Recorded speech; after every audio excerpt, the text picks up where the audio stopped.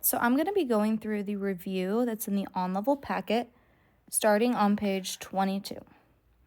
So question number 1, what is the difference between the solvent and the solute? So we know that the universal solvent is water. Hopefully this has been drilled into your head enough that one you remember. If water is the universal solvent, think about what water does. Water is the thing that dissolves other things.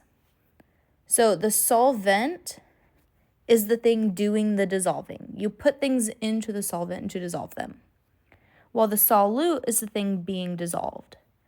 So if we use an example like Kool-Aid, Kool-Aid has Kool-Aid powder and water. The Kool-Aid powder is the solute and the water is the solvent. Number 2, what is the difference between being saturated, unsaturated, and supersaturated? A saturated solution is when you have the maximum amount of solute dissolved. The second you try to put another little tiny particle of solute in there, it will not dissolve. It's going to stay solid. A supersaturated solution is when you take a solution and you put solute in it, and then you increase the temperature so you can add more and dissolve more solute. But then once you stop increasing the temperature and it starts cooling back down, all of that excess solute that was able to be dissolved when it was saturated is now going to settle out as a precipitate. It's going to become a solid, hanging out, just chilling at the bottom of the beaker. Lastly, an unsaturated solution is when more solute can still be dissolved. So this would be like if you had a glass of tea and you put 1 spoonful of sugar in there. We know that 1 spoonful of sugar is not the maximum amount of sugar that will dissolve in tea. We can always put a little bit more. Number 3, why do electrolyte solutions conduct electricity? So an electrolyte is an ionic compound because ionic compounds have metals and nonmetals. When they break up, the metal is positive and the nonmetal is negative. So when ionic compounds dissociate in water, that means they break up into their ions, we have positives and negatives. These positive and negative ions, which are charged atoms, carry an electrical current. And so that's why electrolytes are able to conduct electricity. Number 4, the difference between soluble and insoluble. A soluble solute is a solute that can dissolve in the solvent, whereas an insoluble solute cannot dissolve in the solvent. So it's going to stay solid. It's a precipitate. It doesn't change. All right, next we're going to talk about rate of dissolving. Rate of dissolving is the lab that we did where you had to see the different things that made sugar dissolve faster. So there are 3 things that we can do to make something dissolve faster. We can increase the surface area, which is crushing things into smaller particles. So the smaller something is, the more surface area is able to be penetrated by the solvent. So if you think about having to take medicine, something that is more smaller pills are going to dissolve faster in your stomach and give you pain relief faster than one really large pill because it has greater surface area when you have smaller particles. We can also increase the temperature, which means we're going to add heat. That's probably the most well-known thing that's going to make something dissolve faster.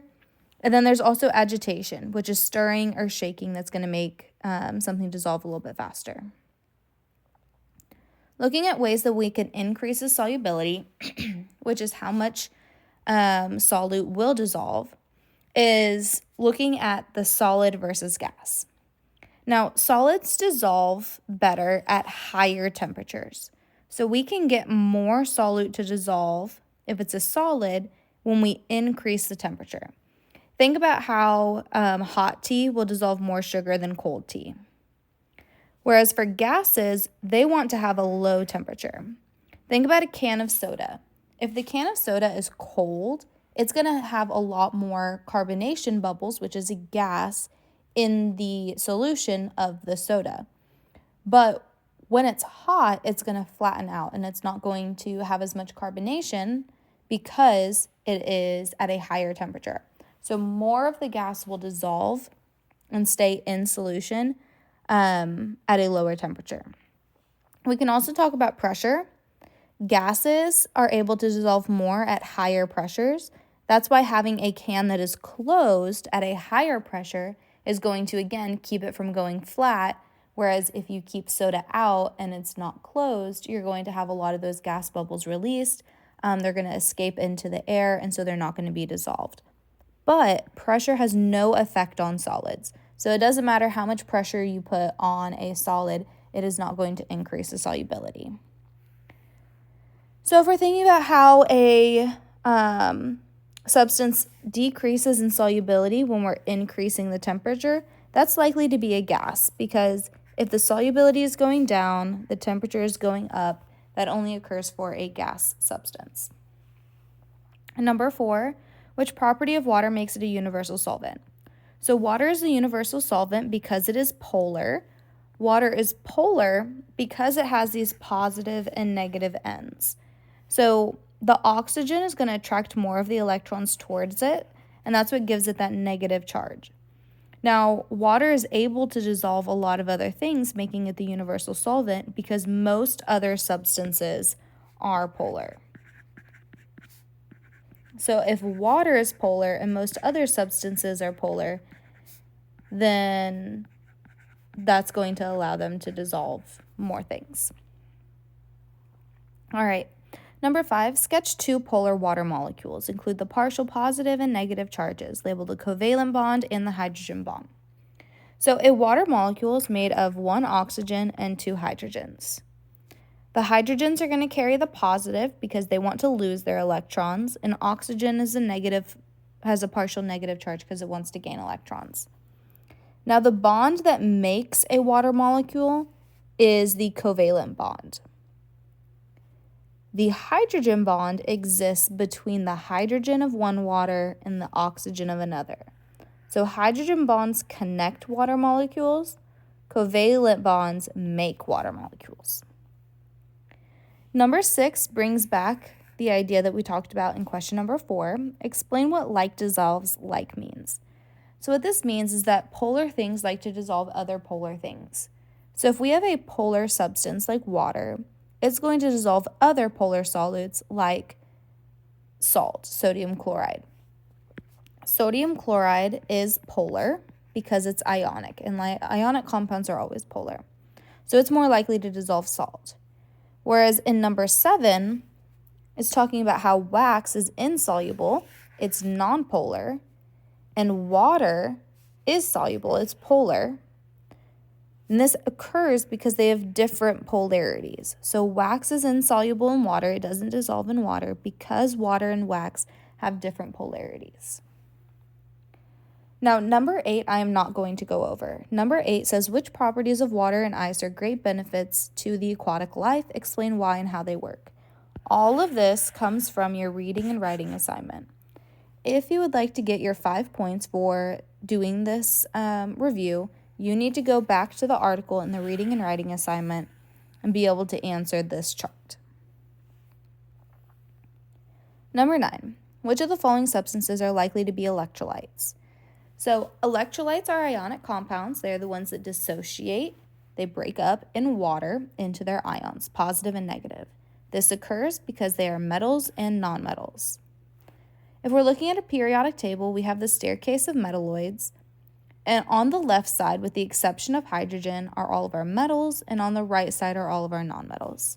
So to know if something's going to be an electrolyte, we're looking for the metal, because covalent compounds only have nonmetals, so the difference is the metal. So in barium nitrate, barium is a metal, so this would be an electrolyte because it's ionic. In copper sulfate, copper 2 sulfate, copper is a metal, so that would be ionic. But wax, which is C25H22, carbon and hydrogen, those are both nonmetals. So that is covalent, therefore it is a non-electrolyte. D, sugar, which is carbon, hydrogen, and oxygen, is another covalent compound, so it is a non-electrolyte. And NaCl, which is salt, Na is a metal, so that would be an electrolyte because it's ionic. So let's look at what's going to happen to produce that ionic compound, or to produce the electrolyte in water. So if we have MgO, which is magnesium oxide, when this breaks up, it dissociates into its ions, it's going to produce magnesium and oxygen ions. Magnesium has a positive 2 charge, and oxygen has a negative 2 charge. So when this happens, magnesium and oxygen break up, and they're floating around in a beaker by themselves. Well, when water is introduced to it, those water molecules are attracted to the magnesium and oxygen. Magnesium with a positive charge is going to attract the negative end of the water molecule. So it's going to be surrounded by the negative end of water. Whereas oxygen, which is negative, is going to attract the positive end. So it's going to attract the hydrogens. So these ions are going to get surrounded by water molecules, and that's going to keep them separated as electrolytes. All right, so for this next part, we're going to look at solubility curves. Solubility curves are the one topic that you guys had to learn on your own while we were out for a planning day. So what I do suggest is that you watch the videos on Canvas if you do not understand past my explanation here.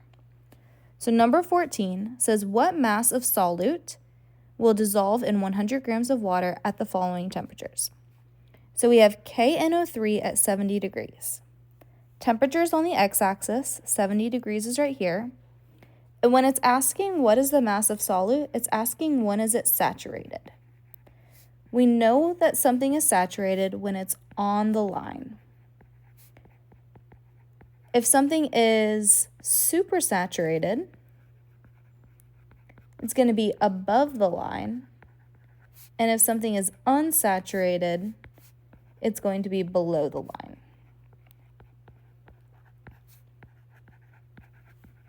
So when it's asking the mass of solute that will dissolve, it has to be saturated because that's the maximum amount that will dissolve. So our KCl, or KNO3, is going to be this curve right here. And at 70 degrees, we hit the line right here at 130 grams. So what this means is that at 70 degrees Celsius, 130 grams of KNO3 will dissolve. Let's do the same thing for our NaCl. At 100 degrees Celsius, NaCl is a straight line that goes across. At 100 degrees Celsius, we have 40 grams of solute being able to be dissolved. C says, which of the above substances is more soluble in water at 15 degrees? So the more soluble one will be the one that is highest on the graph. So at 15 degrees, which is right here, we are hitting the line for KNO3 right here and NaCl right here. So the one that's more soluble is the one that can dissolve more. This is about 38 grams, whereas this is about 25 grams. So the one that is more soluble will be NaCl. Number 15, at what temperature can 60 grams of NH3 completely dissolve? So this is asking, when is it saturated? So if we have 60 grams, it's asking when is it saturated for NH3, which is this one.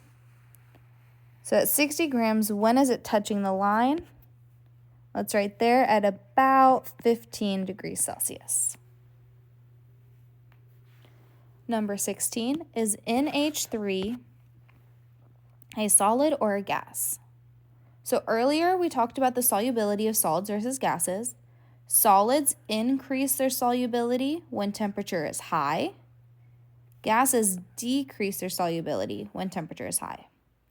So if our graph is temperature versus solubility, the grams of solute able to be dissolved, as we increase the temperature, the solubility will go up if it's a solid, but it'll go down if it's a gas. So NH3 is right here. we can see that line going down. So that means that it's going to be a gas. All right, number 17, we have a solution that contains 70 grams of NaNO3 at 30 degrees. So 70 grams at 30 degrees, that plots a point right here. If my curve is the NaNO3, we want to look at where that line is in reference, or where that point is in reference to the line. So that line, or point, is under the line for NaNO3. If it falls below or under the line, that would make it an unsaturated solution. So this would be unsaturated. If it's unsaturated, how much more solute can dissolve? So we know that at 30 degrees, about 95 grams will dissolve, and we have 70 grams being dissolved. So if 95 grams can be dissolved, but only 70 grams are dissolved, that leaves me with 15 more grams that can still be dissolved before it reaches the point of saturation. All right, our next one, a solution that contains 50 grams of NH4Cl at 50 degrees. So 50 degrees and 50 grams would plot right here. This is the line we're looking at. It is on the line, which is going to make it a saturated solution, which means that that is the absolute maximum amount of solute that can dissolve at 50 degrees. Last thing we're going to look at is our calculations. So there are two equations that we had to learn. We learned molarity equals moles per liter.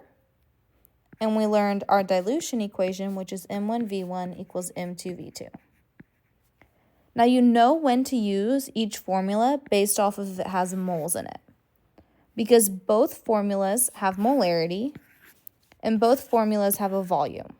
So the only way you can truly know is by looking at the moles. So if we look at number 18, what is the molarity? So we're looking for M of a solution that contains 12.6 moles, that's my N or moles, of solute in 5 liters. So if my formula is molarity equals moles divided by liters, my molarity is 12.6 divided by 5. That'll give me 2.52 molar. So this has a concentration of 2.52 molar.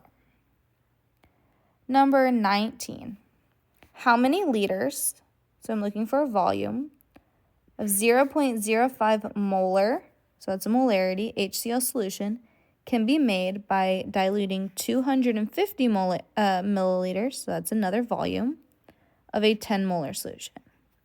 Notice that this says nothing about moles, so that means we're going to be using the M1V1 equals M2V2. Now, based off of the context of the problem, our initial values are my V1 and M1, and I'm trying to find out my V2, and I have my M2. So I'm going to do M1, which is 10, times my V1, 250, equals my M2, 0.05, times my V2, what I'm looking for. When I solve for my V2, I'm going to divide by 0.05 on both sides. And when I do that, my V2 is going to be 50,000 milliliters. But the question did ask for liters, so we can convert that to liters, which is going to be 500 or 50 liters. The conversion of liters to milliliters is that 1,000 milliliters is 1 liter, but you don't need to know that for this test. Number 20, how many moles, so that's my N, of beryllium chloride are needed to make 0.125 liters, so that's my liters, of a 0.05 molar solution, molarity. So because this has moles in it, I'm going to be using my molarity equation. So 0.05 equals moles, what I'm looking for, over 0.125. I need to solve for moles, so I'm going to do this on both sides. And when I do that, my moles, or my N, is going to be 0.00625.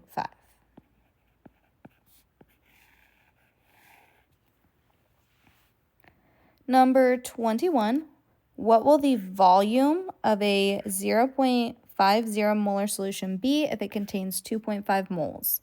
So this does have moles in it, so we're going to use my molarity equation. So this is liters, molarity, and moles. The equation is molarity, so 0.50 equals moles, 2.5 over liters. Now, if we're solving for something that's on the bottom, a denominator, we would need to multiply it on both sides. So now I have liters times 0.50 equals 2.5. So I crossed it out over here. And now I need to solve for liters. So divide by 0.50. When I do that, I'm going to get 5 liters. Last question, number 22. 500 milliliters of a 2.5 molar solution is diluted by adding, that's bolded so it's important, 250 milliliters of water. What is the molarity of the diluted solution? So in context, this of right here is saying that these two things are happening at the same time. So it's going to be my V1 and my M1. And here's my V2, because it's milliliters, it's a volume, and my M2. Now what's important here is to pay attention to the context of the problem. It says that this solution is diluted by adding 250 milliliters. So my final volume is not 250. It's going to be the initial 500 plus 250, which is going to give me a total of 750 milliliters. From here, we can plug in and solve. So my M1 is 2.5. My V1 is 500 equals my M2, what I'm looking for, times my V2, 750. I want to get my M2 by itself, so I need to divide by 750. So my M2 is equal to 1.67 molar. All right, so in order for you to be able to get the bonus 5 points for having this review done, you do need to make sure you go back and fill in this table from your reading and writing. Otherwise, have fun studying if you can, and good luck on your test tomorrow.